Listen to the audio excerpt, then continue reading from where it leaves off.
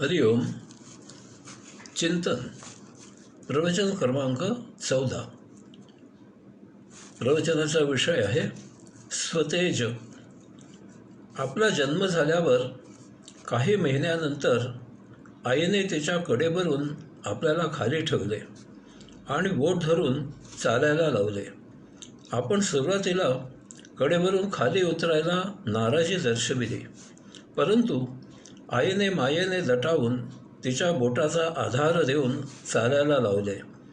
सुरुवातीला जरा अडखळलो, झोक गेला, परंतु हळूहळू आईच्या बोटाच्या आधाराशिवाय आपण चालायला शिकलो.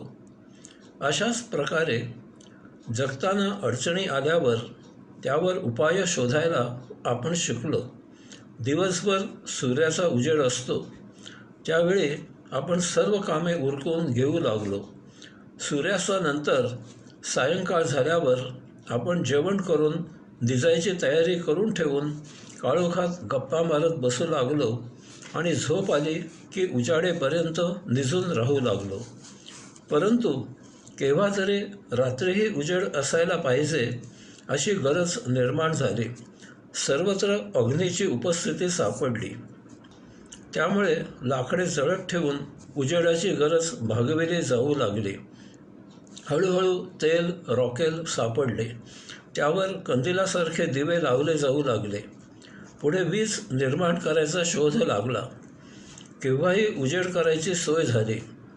विजेवर यंत्रे वगैरे चालविली जाऊ लागली. आज तर अणूचा उपयोग केला जात आहे. भविष्यात आणखी काही क्रांती होईल. प्रकाश, ऊब, उष्णता, तेज, ऊर्जा हे सर्व बाह्य शोध आहेत. त्यामुळे आपल्या भौतिक गरजा भागविल्या गेल्या, परंतु या भौतिक उपभोगांमधून कधीही न सुटणारे संचिताचे चक्र पाठीशी लागले. कारण अमर्याद असलेले भौतिक उपभोग किती घ्यायचे याचे ताळतंत्र राहिले नाही. त्यामुळे जन्ममरण याचे फेरे सुरू झाले. याचा वाईट परिणाम म्हणजे आयुष्याचा सुखदुःख याचा कधीही न संपणारा प्रवास सुरू राहिला. सुखदुःख याचे वर्धित होणारे ओझे मनात ठेवायचे आणि ते वाहत वाहत मानसिक अस्वास्थ्यामध्ये आयुष्याचे फेरे घेत सतत कसे तरी गोल गोल प्रवास करत जगायचे. कारण गोल फिरण्याला शेवटचा थांबा नाही. यामुळे मनोरुग्णता जडते. गोल गोल प्रवास भरपूर, परंतु याला कधीही शेवट नाही. अतिप्रगल्भ बुद्धी असलेल्या आपल्यासारख्या मानवाचे हे काय जिणे आहे? जेव्हा आपण प्रवासाला जातो तेव्हा आपल्या प्रवासाचा कुठेतरी शेवट असतो. तेथे गेल्यावर प्रवास संपतो. प्रवासात आपण सतत फिरत असतो, यामुळे शारीरिक मानसिक थकवा येतो. प्रवास संपल्यावर आपल्याला स्थिरता येते, आपल्याला विश्रांती मिळते, थकवा जातो, बरे वाटते.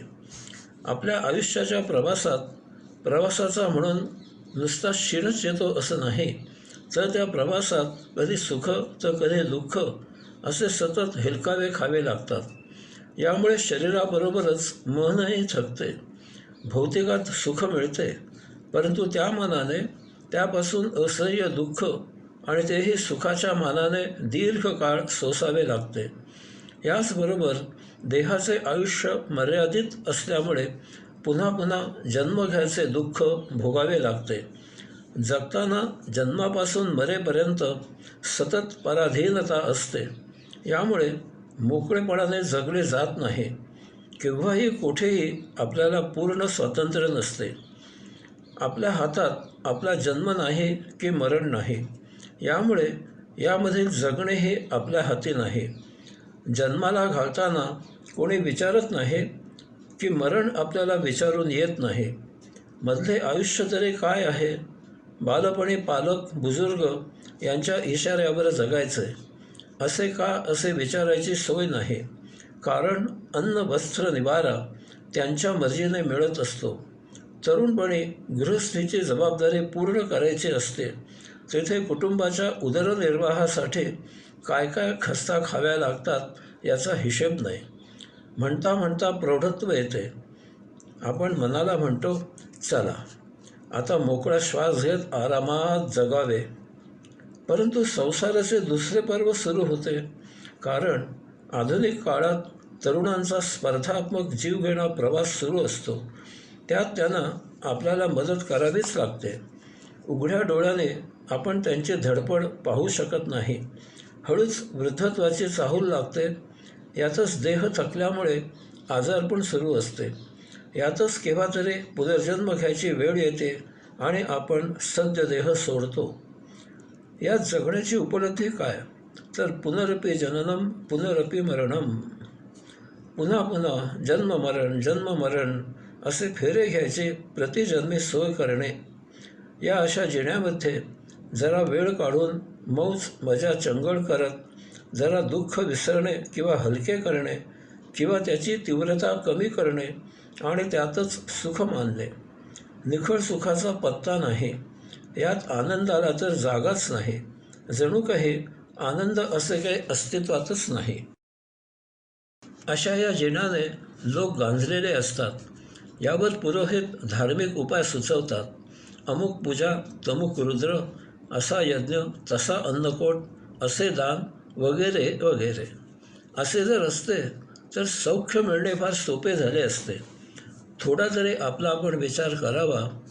असे असते तर धनवान दुःखविरहित कायम सुखाच्या राशीवर लोळत जगले असते. परंतु परिस्थिती बरोबर उलट आहे. धनवानांना शारीरिक आणि मानसिक महादुःख आहे. कितीही पैसे खर्च करा, त्यांचे दुःख पैशाने निवारण होत नाही.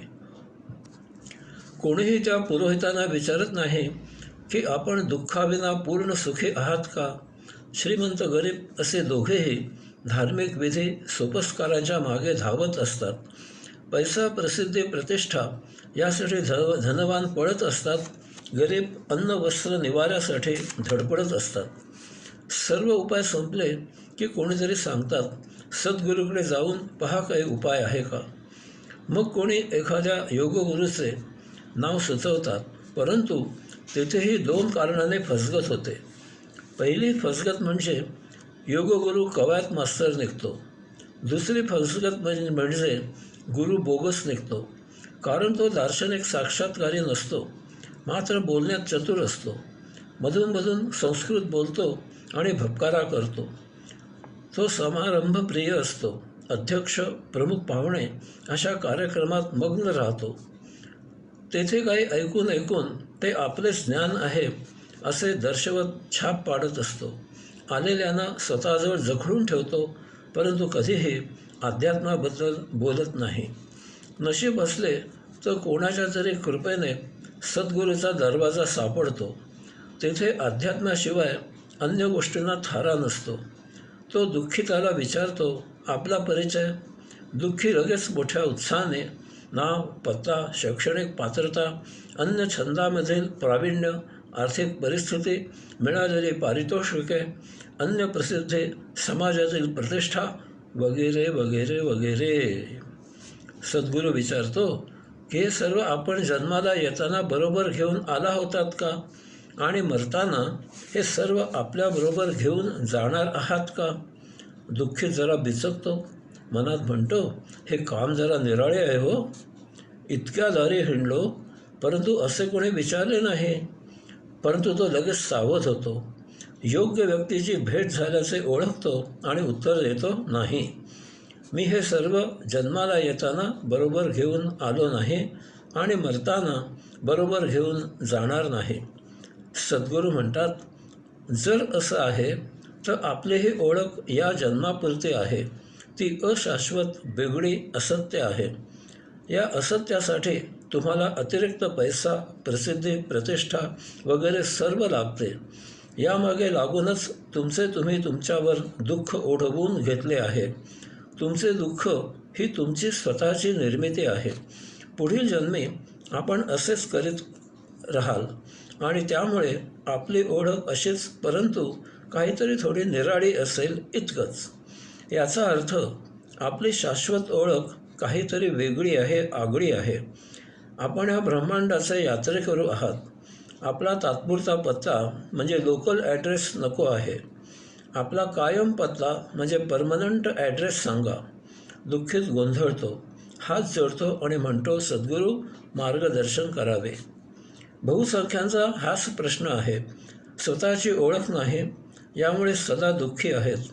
भौतिकात सुख मिळते, परंतु ते तात्पुरते असते, अल्पकाळात नष्ट होणारे असते. दुःख हेच बहुतांशी जणांच्या आयुष्यात ठाण मांडून बसलेले आहे. किती लाख उपाय करावे, ते सर्व विफल होतात. कारण असे उपाय भौतिक असतात, ते तात्पुरते असतात, कायम नसतात. अध्यात्म तर सांगते की आपला आनंद हा स्वभाव आहे. आपण आनंदाचे झाड आहोत. आपण सदानंदी, नित्यानंदी, परमानंदी, कैवल्यानंदी आहोत. येथे आनंदाशिवाय अन्य काहीही नाही.